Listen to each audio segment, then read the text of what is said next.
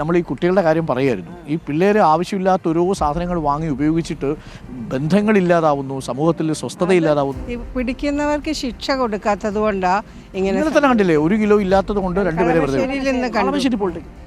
അവർക്കൊക്കെ നല്ല ശിക്ഷ കൊടുക്കണം. അതുകൊണ്ടാണ് അവർക്കറിയാം ഇങ്ങനെ ഇത്രയും ശിക്ഷയേ ഉള്ളൂ, അതിനകത്തുനിന്നൊക്കെ ഊരി പോരാം. ടീച്ചറുടെ പേരൊന്ന് പറയാമോ?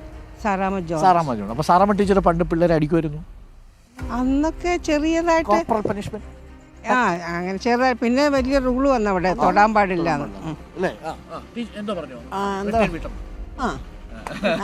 നല്ല ശിക്ഷ കൊടുക്കണം. ഈ പിള്ളേരെ അല്ലാതെ നന്നാക്കാൻ പറ്റൂല എന്നാണ്. ചട്ടം വെച്ച് പൊള്ളിക്കണം. സ്കൂൾ ലെവലിൽ കൊടുക്കണം. പക്ഷെ ഇങ്ങനെ പിടിച്ചു കഴിഞ്ഞാൽ നല്ല ശിക്ഷ കൊടുക്കണം. അതാണൊരു പ്രധാനപ്പെട്ട പ്രശ്നം അല്ലേ? പിള്ളേർ ഇതിന്റെ ഒരു ഏരയാണെന്നേ ഉള്ളൂ. ഇത് വേറെ മാഫിയാണ് ഇത് നിയന്ത്രിക്കുന്നത്. അല്ലല്ല, നമുക്ക് അങ്ങനെ ഒരു ആളുവേ ഇല്ല. നമുക്ക് എല്ലാ മനുഷ്യരുടെയും ഒപ്പമാണ്, മനുഷ്യർക്കൊപ്പം.